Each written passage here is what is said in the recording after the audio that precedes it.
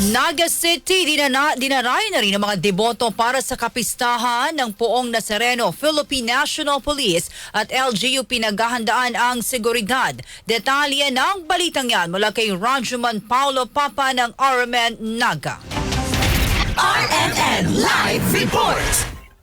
Dinadayo din ng maraming deboto mula Kabisayaan ang kapistahan ng Poong Nazareno sa lungsod ng Naga, pinagdidiwang sa loob ng 37 taon na. Ayon kay Nicomedes Sirius III, ang presidente ng IOS de Nazareno Bicol Unit, imbes na mas humaba pa ang biyahe ng mga Bisayang deboto patungong Quiapo sa Maynila, dito na lamang sila sa lungsod nagdidiwang ng pista. Maliban pa dito, parehong grasya ang natatanggap daw umano dito ng mga deboto mula Visayas sa Maynila, bagay na ibig ipahiwatig ng Quiapo na hindi sa imahen ng pananampalataya kundi sa kumakatawan nito, iyon ay ang Panginoon.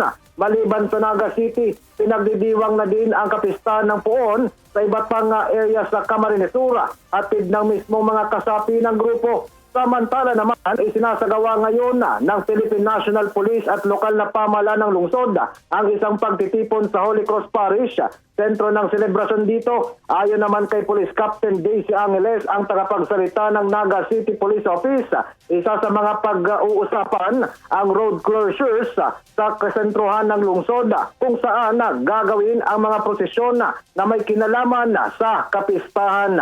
Kasama mo sa lungsod ng Naga, Rajuman Paulo Papa, Tatak, RMN. RMN Network News.